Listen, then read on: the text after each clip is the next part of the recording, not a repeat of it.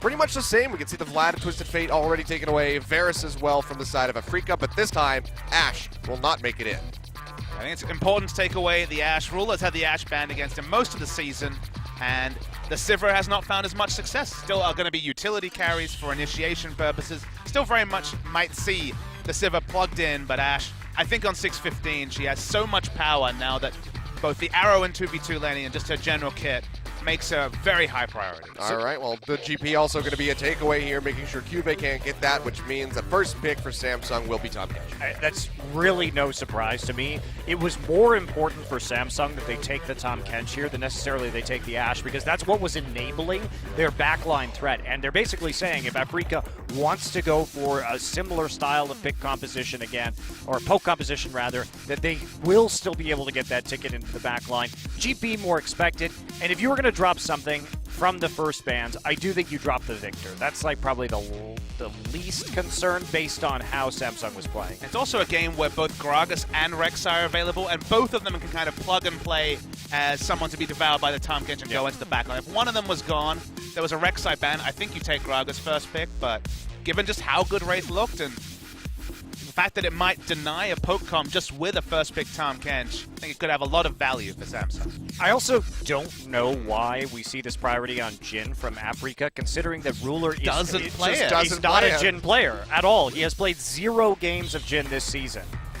So they'll go ahead and still pick it up for themselves, which means that Gragas could yet again go right over to Ambition, and I'm pretty sure he is going to be more than happy to pick that up. And look, that's fine for Afreeca if they change their style and go for, once again, more of a skirmishing comp, more assassin play, or the Twisted Fate, which we know is banned, but something along those lines. I think we need to see Lissandra from Mickey, because if they return to poke with so many tools for initiation already on the side of Samsung, I think it's going to be a disaster.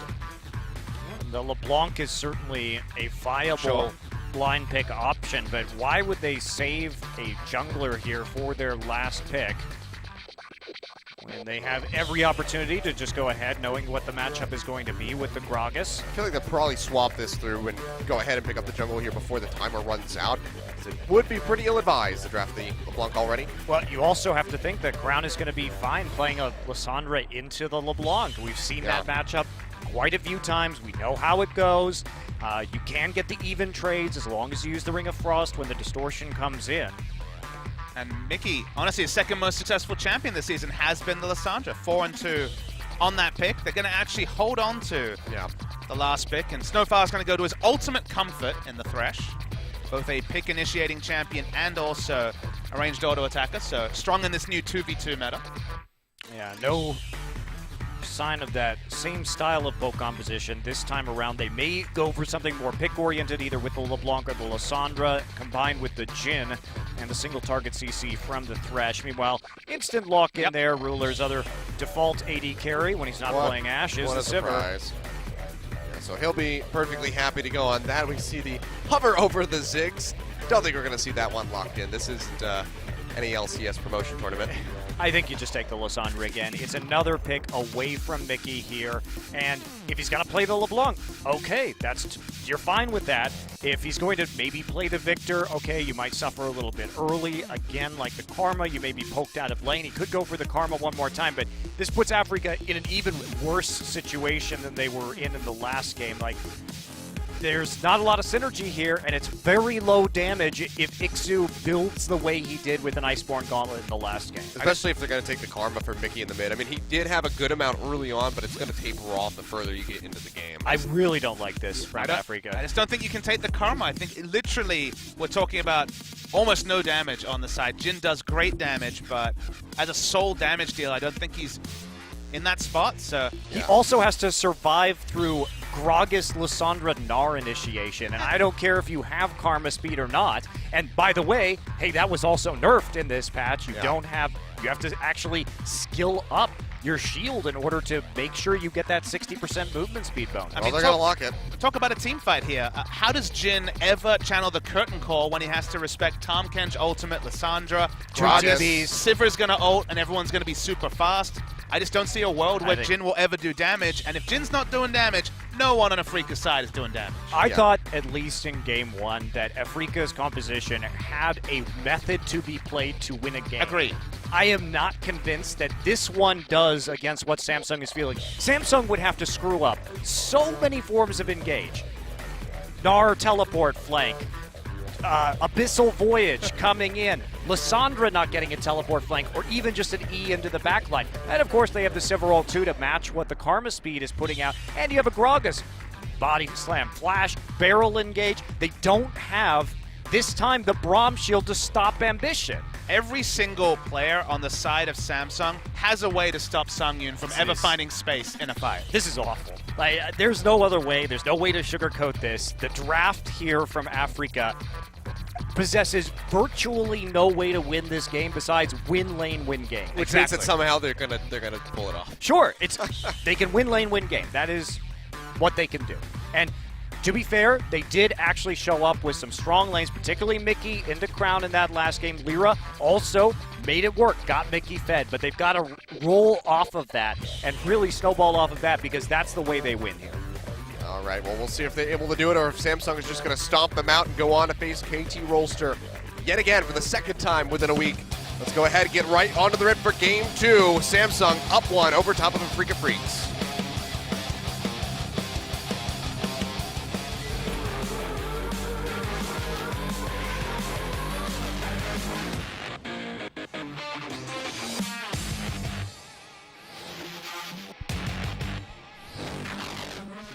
All right, here we go. And Samsung already going to be grouped up as 4 in this bottom side. Snowflower hovering around with Songyun. This could be a pretty devastating way to kick things off. Snowflower's going to come forward. That's going to be the body slamming. Gets locked down. That's going to be first blood.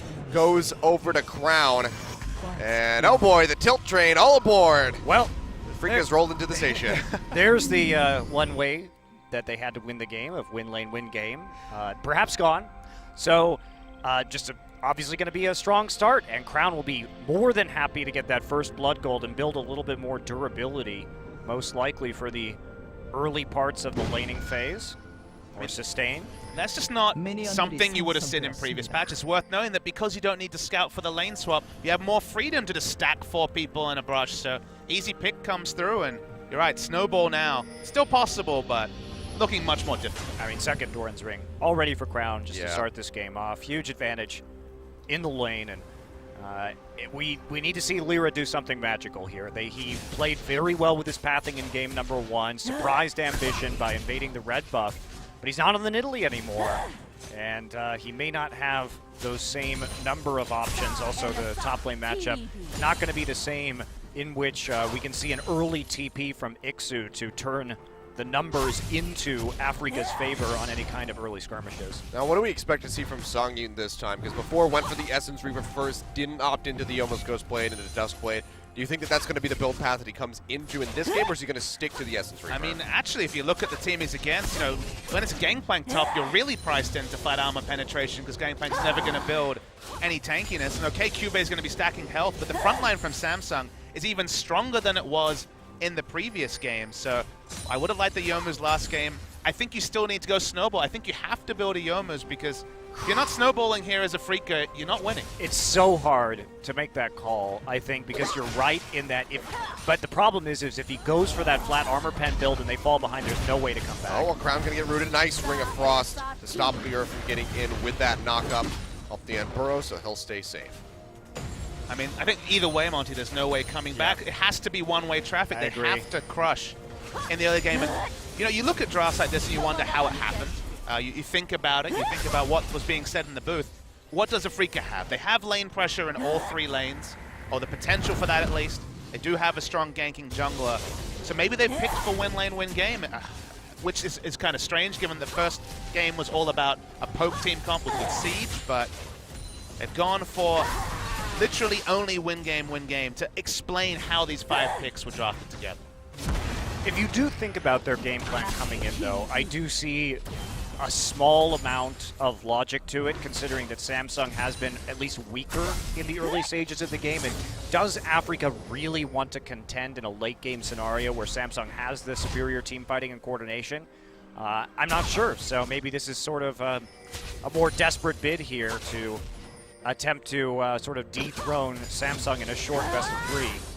But I'm not entirely sure that it's going to work in the end, especially with that first blood gold complicating this early phase of the game pretty significantly. So far in the top lane, QV and Ixu just been trading back and forth. Lyra might be looking for a wraparound, if not just the Gromp. Looks like it will be the latter, and Vision will be working his way up towards that top side of the map. QV taking a good amount of damage, though, from this Echo. Ixu just being as oppressive as possible. Look for a turret dive here. Yeah, they do spot him on that ward, so QV's going to back up. Ambition's in the area. Looks like the recall coming through. Lyra should know that this is happening since he hasn't been moving and cycling with the Tremor Sense, so Lyra not wanting to opt into a dive while he's just level 4, he's going to back off. Flying away. Yep, he's just going to turn in for the Scuttle Crab, be happy to take that one away from the wreck side. Now, might try to pressure him out after these Raptors. He's still going to get spotted, though. He's not quite nearby, so he could try to go for a steal here. Has the smite up. He's not going to be able to do more, though, with Crown on the recall and yeah. Mickey heading right back into lane. Mickey not going to have to use his TP this time, and that's going to be a major difference in this early game, is Mickey, or Crown rather, is going to be opened up on the map. Because of the harassment coming in the last game in this matchup from Mickey, we did see more teleports from Crown back just into lane, but now Samsung going to have a lot more responsive options to pressure from the Afreeca Freecs coming in from this Lysandra. An extra tool is a scary thing for Afreeca to contend with. Mickey felt pressured enough in the Lysandra matchup to take the cleanse. So far, Afreeca do have that lane pressure bot. Tom Kench is going to have much less presence in lane than the threat. Oddly enough, in the top lane, QV has opted in for the double Doran's Blade instead of starting to build in for something like the Phage. I mean, when we return to our summation of win lane, win game, why not take an extra Doran's Blade, go for extra laning safety, and get yourself through what could be a tricky early game. Oh boy, Wraith going to get locked down, has the shield though. So he'll be okay, but goes dangerously low. He's going to have to sit back and maybe even get the recall off to keep himself alive. Looks like the bottom lane plus Ambition of Samsung will go ahead and get their first buy-in. Afreeca is still not really going to be able to chip away at this turret, though, considering the wave clear of Sivir and picking up a BF sword. Nice. For Ruler, and it just should be about playing conservatively, I say, as Ixu starts to get chunked out here by QV. Opted into the Dark Seal yet again. I mean, that is the strong lane build, right? Yeah, get that extra regen off of the potion. But we'll delay him very slightly towards getting towards the Trinity Force or the Iceborne Gauntlet if he wants to go for that one again. And he's playing passively. He's building Glacial Shroud first. Yeah, so they're not going to have that pressure in the top side. It's a mystery sometimes. Afreeca Freecs in playoffs. It was really disappointing last season considering their run. The collapse that appeared to occur from nerves on the stage. They don't have that same momentum coming in this season. So certainly not. Didn't expect a similar or a strong performance, let's say, but this time it's just been a bit of a puzzler here in Afreeca. Well, Samsung, though, this time around, you know, having Ruler coming in, this new rookie over top of court, JJ, having a much stronger season overall. Granted, did have that smashing defeat under KT Rolster just 2 days ago, but overall been looking like a much better team. And this is their opportunity for revenge. Didn't make playoffs last split because of Afreeca Freecs, so now it's time for them to just go ahead and knock them out in the first round. Think of the 6-15 changes and how they affect a team like Samsung, who increasingly look likely to be playing a best-of-5 against KT Rolster on this patch in 2 days' time. I mean, the one win you see for them is that Ruler and Wraith have been a very strong 2v2 duo. It's when Wraith roams away and Ruler has to know where he's safe to farm on the map with turrets down that some of his rookie status is actually shown. In the 2v2, they're powerful, but conversely, the fact that it's standard lanes, okay, for the 2v2 it helps. It's just we're going to get QV versus Someday in a best-of-5, and Someday kind of wiped the floor with him just a couple of days ago. Yeah, and there's also, of course, all the weird draft picks that that we see from KT, which are still going to be viable. I mean, the Aurelion Soul should be great on this patch with the fast roaming capabilities. So I think KT can be coming into this one strong. And to clarify too, when Ruler is in that 2v2 with Wraith, he does roam well. He responds to ambitions and fades very well in the laning phase. It's when some of the turrets start to go down and he has to make decisions about lane assignments that he will start overextending and leaving himself vulnerable. I mean, the best players in the world, they know, can I farm this minion wave? And that's the thing that Ruler seems to be. He always stays for the extra minion wave and gets punished by some form of collapse by the enemy team. Oh, Crown trying to interrupt that. Not going to happen. But overall, much like game one, it's going to be pretty stagnant. Nothing too crazy going on. And look at this move here by Samsung. Oh, Ixu's going to try to defend this one. W coming in now as Songyun arrives, opens up with a curtain call. Ambition going to get body blocked by Wraith. Last bullet comes through. He's going to be taking really low flashes away from the Mantra just in time to keep himself up.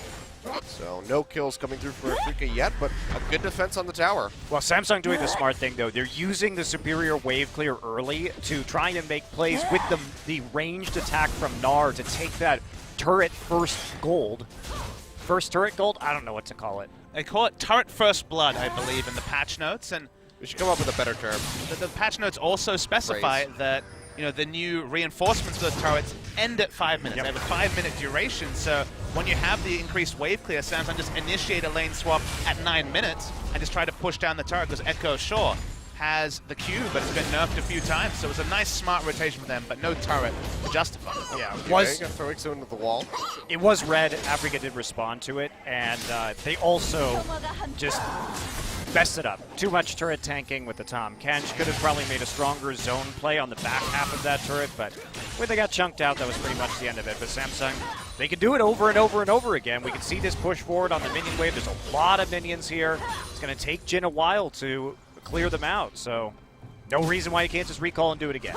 Just a bit more of a mind exercise with the 6:15 changes. We just come off a long string of patches where using your flash, using your summoner spells as a bot laner in the early game meant nothing. You could flash over the Baron wall looking for a crazy invade, because in a lane swap you don't need your flash, you're not expecting combat. It feels like now level 1s are super important, because if the enemy AD carry or support has to use their summoners, you have lane pressure to make the 5-minute lane swap, to push the turret in and get chip damage, and now it's a game of getting that first turret, so summoner spells suddenly really important among the bot lane 2v2. Yeah, teleport also huge. Especially if you can avoid using it like Crown has in the early game. The persistent pressure that's creating is pretty high. Well, Ruler Ray sticking around at least for the time being. Cuvée still looking for an opportunity to buy here. Finally does go back and start to pick up some items. For the Frozen Mallet. Coming up here, gonna try to find Ixu. Can't get in range of the body slam. Won't get the flash away from him, so it'll be safe for the time being. Snowflower, he's gonna go forward, drops the box down. Versus these couple shots from Wraith, not really connecting. He gets the Devour in on the Snowflower, tries to flash away to get himself the safety. One more hit would do it. Looks like the heal from Songyun will be enough to keep him alive. Wraith gonna pop his heal, and now Ixu going in deep on the Ruler will be able to find the kill. 2 picked up for Afreeca Freecs. And they're gonna swing that one around. Looked really over-aggressive from them, but the collapse from the rest of the team helped it out in the end. Well, where were the TPs from Cuvée and Crown? Both were channeled. Neither came through. And an overcommitment from Ruler and Wraith right there. Thought they would be able to burn down Snowflower in time, but Mickey makes it through, makes it into the bottom side, and Ixu shows up with his TP, so Samsung missing the call. Yeah, and they'll get that first tower gold in the end. Cuvée just not able to take it fast enough on his own. I mean, you have to trust in your double teleport when it's Gnar, Lissandra, and the opponent only has a Echo with teleport, so we'll get a bit more time here to look for the channel on the TP. So far, none are used, which already is peculiar. Lissandra was coming in first. And Cuvée still has not even cast it. Decides to cancel it at that point. That seems... Cuvée had just used his. Oh, did he just get... Oh, he came back in the lane with it, I guess. It seems almost inconceivable, but I guess he was called that there was no way they could win the 4v3. Still a bit of a puzzler on the side of Samsung. Yeah, oh, now Mickey gonna get locked down. That's gonna be the cleanse coming through. Flayed back. Crown will flash away from the death sentence to keep himself alive, but still, it's gonna be a nice little roam from Snowflower, keeping Mickey alive for the time being. Was first turret taken down by Afreeca. We did see Samsung, Cuvée just soloed down the top turret in the interim, but given how important that turret first blood is, worth noting it went over to the Afreeca Freecs. Now, just 400 gold separating. So Afreeca will have a very slight lead for the time being. The Cloud Drake not yet come into contention by either side. Not really any wards in that half of the river either. So it looks like it'll be a bit longer before we see that objective being taken. Ambition looking for something in mid, but he's sitting on top of that ward in the brush. So Mickey's still pushing really far forward. Flash body slam, they knock him in and he goes down. Mickey had full information that Ambition was there, but Santa Claus comes to town and he's there to kick some ass, and he kicks Mickey's right into the fountain. I love it when Santa kicks some ass. That's what he comes to town to do. That explains my Christmases. That sack's not full of toys, it's full of bricks. Now curtain call opened up, Wraith gonna be taking a bunch of these. Pops the shield in time, fourth bullet won't be enough to finish him off. Sangyun should have waited out the duration of that shield, then popped the last shot. He could have just waited and would have potentially taken him down. Mickey... Afreeca Freecs should have done a lot of things differently in the last 30 seconds. I mean, Mickey had flash, He had flash. That's the only reason that he was slightly aggressive, but then at the end of the day, it was perfectly chained from Ambition. It was the body slam flash into ult, no actual reaction time left for Mickey, but he had enough information that he should not have died. Yeah. Totally agree. Just Mickey thinks. He didn't expect the wraparound. He probably thought that Gragas was just heading back into his own jungle. No, he was actually at the top side, so I think he was just expecting that he was going to steal away the enemy Raptors. Oh, yeah. And nope, stealing away the enemy mid laner's life instead. Well, at least Mickey still has flash, so he can avoid the next one, right? the silver lining. Can he, though? Can he avoid it? We'll find out. Blue buff goes over to Crown. Going to help him out a bit with that wave clear on the Lissandra. He's got a very slight little CS lead of about 10 over top of Mickey for the time being. Cuvée, roam down, doesn't have an R bar, so it's just going to be poking his little furry head in here. We wondered about the item build of Jhin in game 1. I asked if it was going to be the Infinity Edge for a bit of pick power and not the Yomus, but ended up being the Essence Reaver. Now actually the AD carries seem to be, in some ways, just reversing their item builds.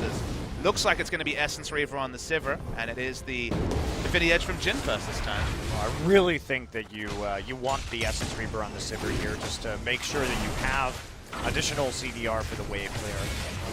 Looks like Afreeca will be able to get themselves this Cloud Drake. Not going to be terribly consequential for the side of Samsung, as there will be a second one spawning that they could very well snatch up for themselves in 6 minutes. But that's going to be a Missile Voyage coming in on Songyun. He's going to flash over the wall. Okay, you'll take it. Yep. Perfectly fine for Samsung. Now they're going to be able to pressure in and likely take this tower out. This will give them a gold lead as well, just like last game. Oh, well, open current it up. call's coming through. Lyra's nearby. Gets to play back onto Ambition. He'll pop him away with the explosive cast TP in from Ixu. Looking to make a play. Cuvée channels his out. Now arriving body slam in onto the Echo. He's going to take a bunch of damage. Can't get onto the Dark Passage. Will snap back. It's a good amount of damage in onto Ruler, who now has to be very worried in the back line. Lyra will be focused out by Samsung, but still a very tanky Rek'Sai. Fires off some hits onto Ambition. The Devour comes through in time, so Wraith will eat the death sentence. Parallel Convergence down, not going to lock anybody up. And now all members going extremely low. Ruler going to get exhausted, is able to sprint out, and now Cuvée arriving, is able to get the kill on Ixu, looking for Songyun. There it is with the barrel. Is able to finish him off the drunken range for a double kill. Mickey trying to find one more. The Mantra would do it onto Ambition, but Crown is able to finish him off with the Ice Shard in the end. So far, it's going to be a 4 for 3. Snowflower, the only remaining member of Afreeca Freecs, is going to have to hightail it out of bot lane, and Samsung will inevitably get the tower. This is what Samsung does best. Their target selection is that much more superior. You notice how many low health members they juggled throughout the course of that fight. So important that Cuvée actually picked up a kill towards the end in the mini-Gnar form, but on the other side of the map, we saw Crown and Mickey stopping the teleport to come through from Crown and stopping Mickey from roaming bot. So it was a true 4v4 between the teams, and Samsung just about got the win. Well, Wraith right there, picking up Ambition and saving him from the death sentence. Pretty important to that fight played out. Ixu already has that chrono break down. Remember, Cuvée does have the frozen mallet, so there is no escape. And then it's just a waiting game until Mickey shows up. Then it's channeled into the bottom side, the teleport, and they get on top of him with that Frost Nova, so Crown with the easy kill. While Mickey's on cooldown, and 4 for 2, like looking very good so far for Samsung. Well, they'll be able to get the Rift Herald off the back end of that as well. Ixu and Lyra have something to say about this. We see the roam up coming from Snowflower and Songyun. They might want to try to fight. Parallel Convergence comes down. Rift Herald going low. Samsung will be able to pick that up. The buff goes over to Cuvée. Now the death sentence coming through, not going to connect onto Ambition, and Afreeca Freecs are just going to peel back. It's probably just going to be the course for the rest of this game. Samsung want to fight. They have so many initiation tools, as we outlined. They're going to keep looking for angles. Don't have flash on Cuvée. All the ultimates are up. So who needs flash from Cube when you've got everything else? Crown goes Here in, we go. flashes in, locks down Mickey with the frozen tomb. They pop him back with the cask. And that's going to be yet another kill now for Samsung. Ruler taking that one away, and this should be the mid-tier 1 falling very quickly, as it had already been chunked pretty low. And there we go, 3-1 in towers, and Samsung are starting to stretch a lead after a pretty shaky early game. And there isn't even a priority target for Samsung. Getting one pick undoes what Afreeca's comp sets up for, because Songyun, obviously he's the big damage dealer, but if he has no front line, we already talked about how many threats he has to deal with. If he doesn't have a front line, he can't do anything at all. So Samsung just use their tools, get that one pick, and all Afreeca can do is kind of run in different directions defensively and allow Samsung to really take over the map. What can you say? Done just that. What can you say? This was not the most difficult game to predict from the draft. Afreeca really hamstrung themselves and made it so their opportunities to win versus the pitch from Samsung was really quite difficult. Not really much that you could do there with the tools that they gave themselves. And it does boggle the mind a little bit why we would see this sort of karma mid with the Jin 2 games in a row. And Samsung on 2 days prep just kind of played what they would have played on 6-14, and so far Afreeca haven't been able to cheese anything. If anything, Samsung was smarter in grouping with the 4-man and getting the kill. One thing that I don't know if Samsung would have done is really prioritize the teleport Lysandra mid previously. Globals, of course, when you have the opportunity to make early game dive plays, do have a special value, and also just make it easier to get that first turret gold. I guess it's worth noting that Crown has kind of been moving away from the Victor recently anyway. That's the only champion they might have plug and played because it's such a safe blind pick in almost every scenario. But even as a takeaway pick from Mickey, who's been favoring Lysandra recently, speaking of boy, Lysandra, yeah, Mickey getting locked down. The cleanse just not going to do enough. Didn't have the flash available. Right to the Ruler. Took a roll up just in case. He said, you know what, we had your backs. he was the Kool-Aid man there. Hi, guys. Well, instead of breaking down the wall, to break down the tower. And another one just goes over to Samsung. Not going to be able to stick around in the bottom lane and try to pressure out on the inhib turrets, but they can just start rotating around the map. They have Cube still splitting up top. Going to be working towards that tier 2. And they could just wait for this Drake to spawn and take that for themselves. It's going to be up in 40 seconds. Don't need 2 analysts for this game, Monte Cristo. Yeah, one of you guys could have, actually, both of you could have had a day off. I probably could have just handled this one myself. I mean, even if Afreeca want to make something happen. Oh, well, they want to make something happen on the Cube. Nice stun into the wall, flash away from the death sense. The TP comes through round. He's going to cancel it off the bat. The Gnar will remain safe. All their pick tools are single target, and Tom Kench answers single target initiation, whether it's the Jin Deadly Flourish or, more obviously, the initiation from the Thresh, so simply that Afreeca can't make things happen. They haven't snowballed, they haven't got a gold lead, so I think they just have to kind of watch Samsung take over the map until inevitably the Nexus explodes. Yeah, they just can't even play really around the Dragon or the Baron. If they try and engage onto Samsung in those situations, they try and run in, the Grog Assault is going to provide enough disruption for Samsung just to create a pick at the start of a fight. So Afreeca going to be struggling. Maybe Stowflower can make something happen on his one Cloud Drake Boots of Mobility Thrash, get the miracle death sentence. That's about it, though. What's Wraith doing during this miracle death sentence exactly? He's not around. Okay. Also, it's not Crown who can ult himself and Zhonya's. His keyboard is broken. So His Skype doesn't work. Ruler's His spell computer shield's is shut down. Yeah, Ruler's spell shield is down. Maybe his ult too.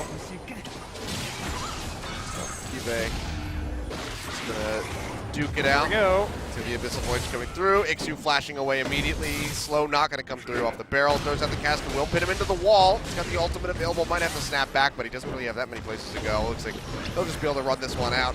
They'll make it out to safety, but they still get the flash.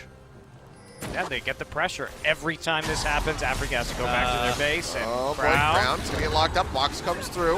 A Frozen Tomb onto himself. The TP coming out from Cube. Doesn't have any Gnar bar built up, and Alira pitching in from the side. This could be a nice pickoff for Afreeca Freecs. Kurt Call opened up Cube with not many places to go. The bullet's going to be whiffing. Cube will die. Last shot does connect onto Crown. Almost goes down. Nope. But no, it's not going to work him down in the end. Looks like he might be able to make it out. Prey Lyra's Seeker. here for the Prey Seeker. Can he land it? Crown. You're pretty much screwed. There it is. The point blank will take him out. Now Ambition's in a bad spot. The last shot comes through from Songyun. The crit will take out the Gragas.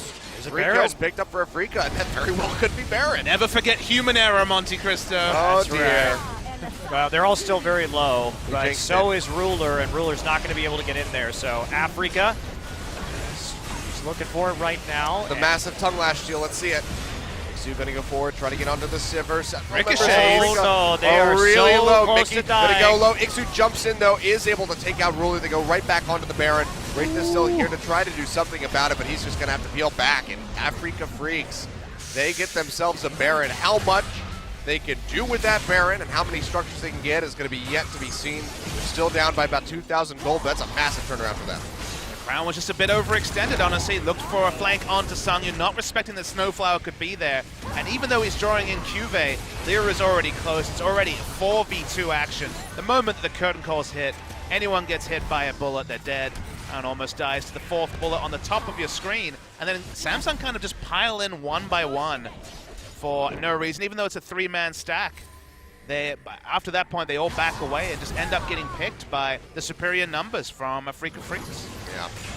So making it look easy, and now they're going to charge down the mid lane. Also right there, Crown did get a bit cute, using his ultimate instead of the Zonia's during the exhaust. Also trying to get away on the E, and he was actually interrupted in mid glacial path by the knockup, so had to use his flash later. Just really Crown wanting to save a lot of his cooldowns right there instead of getting the guaranteed escape.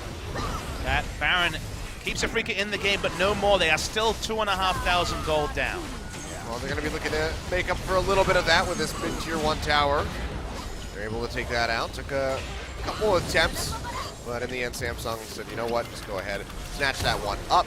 They could very well just rotate up to the top side, take that last tier 1 that's standing on the side of Samsung. But even so, Samsung just need to wait out this buff and then continue trying to make plays around the map. This time without Crown being so far forward. Yeah, Afreeca still doesn't have TP, so even their ability to create pressure right now without losing their tier 2 in the mid lane is really limited. Ixu going to try and defend, but Samsung, they can actually create more pressure right now. Yeah, there's 3 members there. Lyra hovering around the Raptor pin at the moment, but they're just going to be pushing this one through. Crown in the bottom lane has his teleport available, will be moving up towards that in him. I mean, how often do you see the team without the Baron actually creating pressure in more lanes than the team with the Baron? Afreeca tried to brute force top lane. Don't even think they're going to take down the turret. No, they don't. And they just have to recall them back. So Samsung are really wasting the Baron buff time for Afreeca Freecs. Yeah, it's good. They're nullifying this. If Afreeca didn't back right there, they may have lost an inhibitor, so it was the right call to make, but unfortunately it does show you in this situation that they don't have very many answers to what Samsung can do to them.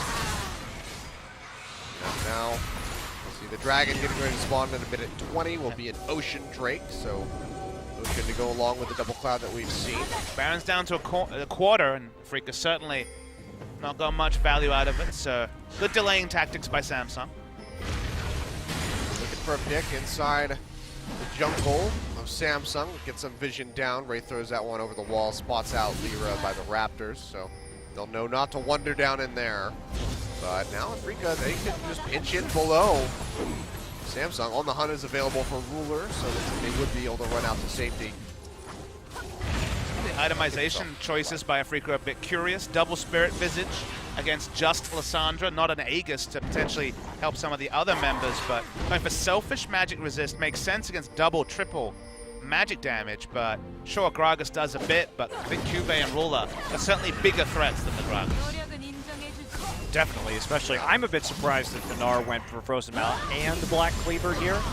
And he's got a Nabar. Cuvée, yeah, looking for the transformation. Already chunked out the half, though. Did the Dark Passage, taking Mickey out to safety, and Samsung pinching down, aren't able to find anything.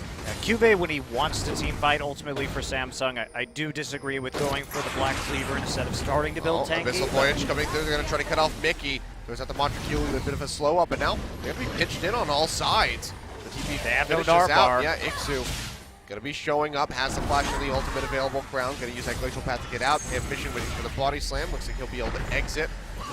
Clear out a little bit of vision here. So Samsung almost put themselves in a pretty dire situation, but it looks like they're going to stay safe in the meantime and have the fast track in on this tower where Ruler can really just knock things down quickly. See if we see a fight though. Cuvée now no longer exhausted, so he's at half rage bar, has flash as well. Afreeca are not out of this game yet. Yeah, good try to make the hero play. The members of Afreeca Freecs are very healthy at the moment. Cuvée still chunked down. Going to be tiptoeing back and forth for the moment, it looks like. Samsung might just rotate down towards this dragon and try to make a play. They're going to sit in this brush. They know that they have vision. They don't know that there's vision for Afreeca Freecs inside of the pit.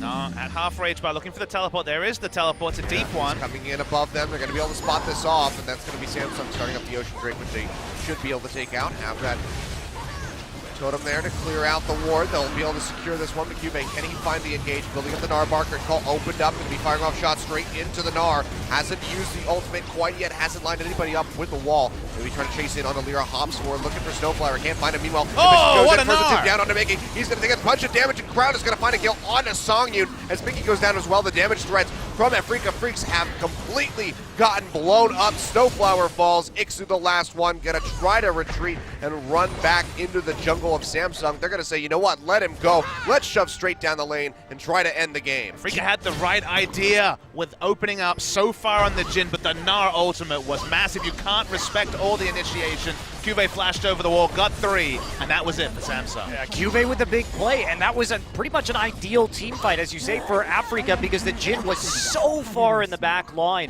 and Samsung had no flank going on. Cuvée came into the front line, but there's just not enough damage on Afreeca to finish off of the curtain call. And it's all about that best case scenario. Remember, Afreeca got a best case scenario in game 1 when they fought in the enemy jungle, but you look here, Songyun for once has no threat, gets the full channel, but no one else is doing damage. And watch Cuvée, it's down to half rage, but watch for the flash. 3-man ultimate. Actually was just the 2, but one of those 2 is the Songyun. and Mickey. It was Songyun and Mickey. It was the people who battered, so. Only 2 people with damage on the side of Afreeca, and after that it's just open hunting season for Samsung. Yeah, so Ixu, the only one that was able to limp his way out. Didn't have enough time. By the end there, the Samsung members were pretty low, so they couldn't try to contest the end of the game. Weren't able to get any damage onto the Nexus towers, but they do open up that inhib in mid, which is going to be crucial for them as that Baron spawns now in 10 seconds. You know, we'll be creating some necessary pressure that Afreeca has to deal with inside of their base. You just look back at some of the bans and you think about what KT did to beat Samsung so efficiently in their series 2 days ago, and it was really shutting down Cuvée. Didn't let him get the gangplank, took away champions like Gnar and Echo, which are in his wheelhouse. He's showing that with his small, effective champion pool, when he gets them, he can make them work. Yeah, and that's the issue, right? That was sort of our key matchup tonight. Was this Cuvée and Ixu, because when they have such similar champion pools, you can't shut Cuvée down in the same way. Some days an entirely different beast. You could ban out half the champions in League of Legends and someday would still have something to kick your ass with. Ixu, not quite in that same boat. So Cuvée able to get powerful picks that he could perform on. They were on blue side twice in a row. First game, first pick, the gangplank for Cuvée. Oh boy, here we go, Missile Voyage, cutting off Songyun and Snowflower. Well, drop the box, Cuvée. He's just tanking up everything. The Frozen Tomb absolutely melts Songyun out. They will fall. That's going to be the tower going down as well. They're going to be looking for a second inhibitor, if not more. They can get a couple more picks. They could just go for the finisher. And looked like a poor cast for Ambition, but you might as well zone in cast if it ensures that even if Jhin flashes, he's still dead. Yep, that's going to be the tower falling. Cuvée threatening forward, has the Gnar ultimate available with that Guardian Angel. So he's going to be perfectly safe to go balls to the wall on this Gnar. It's exhausted now, so won't be able to make too many plays. Parallel Convergence locks up Ambition. No more minions here. They'll get a little bit of damage in onto the next tower, knock it down below half, but they can't finish it off in the end. They did take out the only form of damage, and after that, you'll be perfectly happy to take an inhibitor, back off, go for the Baron before you close. Songyun comes up right now, so smart of Samsung just to hedge their bets here. They want to move on in these playoffs. It's important for them, not only when it comes to this season, but also because they didn't get a lot of points for the World Championship last time. If they want to move up in the gauntlet at the end for Worlds, or even straight up qualify if they have the unlikely event of winning this season, playing conservative is the way to go. So I guess the question to you, Monty, is, what I was ruminating on 2 days ago is that it's kind of the expected result. It's going to be Samsung versus KT in a best of 5. what does Samsung do differently to kind of take advantage of the fact that, okay, 2v2, they're probably in a decent to good spot, but the top lane is such a big hole of talent, you'd have to say, that how can they get through the obvious disadvantage of the Cuvée versus Someday matchup? Is there anything? It's extra punishing, too, because of how Someday and Score operate together to reliably get first blood. So it's like if you have a weak top lane jungle combination, KT has an insane advantage over you, and that's why one of the only teams that's been able to shut them down has been the Rocks Tigers. I think it's really hard to win if you can't match Someday and Score. Duke and Smeb, Few people can. good top laners that have the talent. I don't know about if SKT necessarily have the jungle top lane duo. Doesn't seem like it. At least it's going to be more competitive than you'd have to think Wednesday's series will be. Well, SKT has the advantage in other lanes. So. We're going to try to go in for this one. Baron down to about 1100. Can he get it? No, he's going to die in the end. Ruler is able to take it away, and the smite comes through from Ambition as they do secure the Baron. Now the Abyssal Voyage here coming through. Wraith arriving by himself. Going to try to slow them up. Flash over the wall. Gnar ultimate not going to connect from Cuvée. The wall up not going to get there either. They'll take that little path out there, but Crown coming in from above will help lock them down. 2 more kills picked up. Songyun, the last member of Afreeca Freecs alive, he's going to go down as Cuvée finishes him off with one last hit of the Hyper, and Samsung will knock out Afreeca Freecs in a 2-0 here in the wildcard match, and they will advance to face KT Rolster yet again on Wednesday in a best-of-5. Crown with a big death from above play on the TP. Great engagement to win that game, and Samsung comes back and they show us what they're good at. Isn't it a nice world where you can just go completely wide on the Gnar ultimate and have Alessandra to come in the back, so many other different initiation options.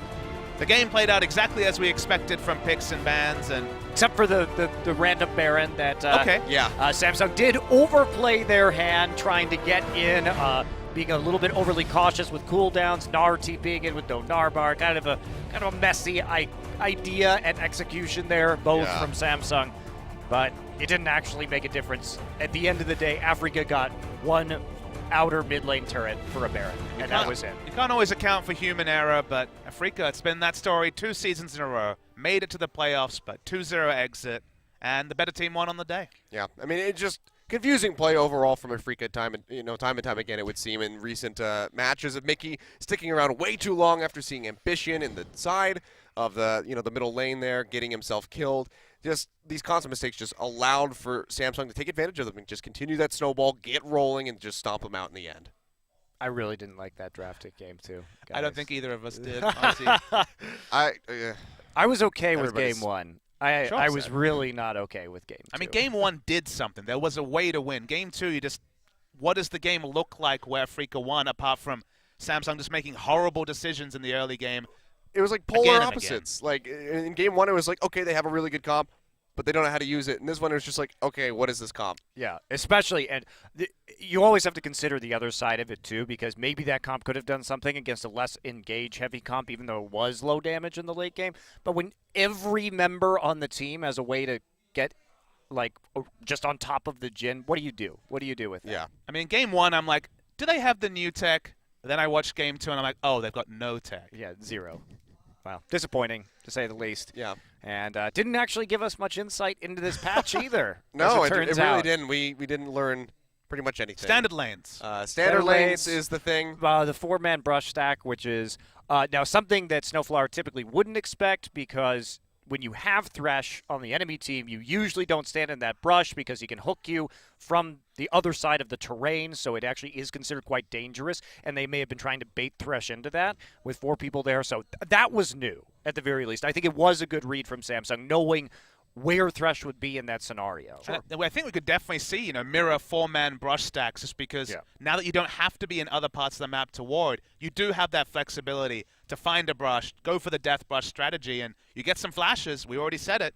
That'll help you push down the tower. That'll help you have pressure in other lanes. So even blowing a summoner at level 1, I think, given the standard lanes meta, is massive right now. Yeah. And we saw, though, I mean, even with the Afreeca Freecs able to get that first tower, just wasn't enough to really get them rolling. The composition just wasn't there, nor was the execution. And Songyun still just not looking to go for that armored Ben build. Just wanted to do everything other than that.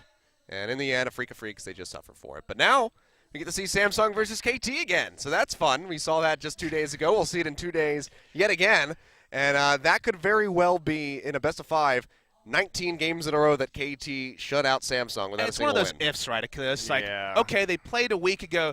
Maybe they're hiding strategies. Again, maybe they're hiding strategies. Maybe they're going to have all these things. But Occam's razor just has to say that when it's 16-0, KT come in unbelievable favorites in that series. Yeah, for sure. Huge. We'll take a look, though, at our second MVP for playoffs. It's going to be Ambition, who had a very strong performance on the Gragas in both of these games, 7-1 and 10, to finish out with 89% kill contribution. When he didn't have Snowflower pretty effectively counterplaying him with the Braum. Oh, look at that, Mickey.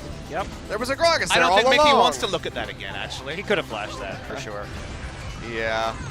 But Ambition, just throughout the series, constantly applying pressure. The explosive casts were really good, especially in this game where he didn't have to worry about the Braum, blocking those off. So it was a strong performance from him overall. It's good to see him move away from the Rek'Sai and kind of drop priority on that champion. It's worth knowing that both games, Samsung had so much initiation that someone on their side can wait to see what happens when they can wait for some, as they didn't have to initiate with the barrel. It wasn't Gragas as the only initiation, and that just makes it so simple for Samsung, because someone's going to get the big initiation, just like when we saw in that last fight. You missed the Nara ultimate, well, guess what? Lissandra's there to mop everybody up. And the longer the fights go on, it's just the amount of crowd control and re-engage that Samsung has makes it tricky for Afreeca to fight an extended engagement. See Mickey right here, just He vanishes. Taking that a lot. the brunt. And this was Africa's maybe only good chance to win a team fight. But Cube comes out with enough HP, able to hit the two-man Gnar after Mickey cleanses the Lissandra ultimate. Unlucky. Yeah, that was a big play from Cube, probably the highlight individual moment of the game, but leaving up the Lissandra to me was the big oversight, because you got the Lissandra guaranteed engage, everyone else did their bit. This time it was Lissandra setting things up. We know how good Mickey is on the Lissandra, but big priority on the Karma pick didn't pay off for Afreeca. Yeah, taking that one in consistently in both of those games, just not really paying off, and it seems like Afreeca Freecs are going to have some work to do, and they have plenty of time to do so before it comes down to World Qualifiers later on in the month. So they get a nice little break to adapt to this patch further and really improve. And they're a team that they have hot streaks, right? We Sure. know what their ceiling is. They have had a low floor and a high ceiling. And with more time, and because we are almost certainly going to be able to see them at the lower end of the World's Qualifier Gauntlet, maybe there's a miracle. Maybe there's some sort of Cinderella story in there. But they've got to get themselves into the right headspace for these high-pressure playoff series. Yeah, I mean, it's possible that Jin Air is in there as well, so Yes. would be an interesting scenario to see Afreeca Freecs and Jin Air face off yet again in a playoff scenario, and then have Jin Air gate them out. That would be, oh god, if Jin Air makes it to Worlds. Well, That would be I think so that's surprising. incredibly unlikely. Well, the way it's Yeah, going to I know. go is probably it's going to be SKT or KT picking up that guaranteed second slot. It's probably going to be Jin Air versus Afreeca as the first game of the gauntlet, and the winner of that will play Samsung, and the winner of that will play whoever the best dressed is that's left over, so either KT or SKT. So still going to be a heavy favorite going in there, but Jin Air versus Afreeca shaping up to be the first game of the World's qualifier. Yeah, well, with this amount of time that they have, it very well could allow for them to adapt and improve to the level where they actually could make it to Worlds for the first time. You never really know what's going to happen, especially if they end up facing off against SK Telecom in that gauntlet in the end. Could just get a nice little, what would it be, a 7-0, I guess, on the split. To be clear, KT would have to win the season in order for that to Yes. happen. That is true. Yeah, they would have to take down the Rocks Tigers. But there you can see it. The results from today, as that is going to be Samsung moving forward onto Wednesday's match against KT Rolster. It's going to be same time, same place here. No piggyback broadcast. We will be live with a live crowd in the E Stadium here in Sangam. Be that best of 5 as well, so going to get that longer series, more data points. Wish we learned more about 615 from this me too. series. Yeah. Bummer. But I'm pretty sure. Look, here's the thing about as we move forward. KT and Rocks have been on the bleeding edge of the meta more or less this season, and certainly SK Telecom has been more of an adapter than an innovator. So KT, I think, is a series that may actually show us a few things about what might be teams are figuring out in the early game on the 615 patch. And look, SKT have kind of been able to be that reactionary team because they've always been reacting from ahead. They've always been in a comfortable position to wait. So maybe losing to Longshoes that kick up the bum, that they actually need to actually scope out and have some new strategies because, as you say, it's not normally the way they approach things. Yeah. Well, plenty of questions to be asked, but we're going to find out a little bit more information about 6:15, how these teams are going to adapt when we come back on Wednesday, 6 p.m. Korean time. So we'll see you guys then. It's going to close out. Doa will be stepping in, the fourth member of the Bellhop Boys. You'll see these two beautiful faces yet again then, and I'll be back on Friday. So thank you guys for watching. We'll see you then. Have a good night.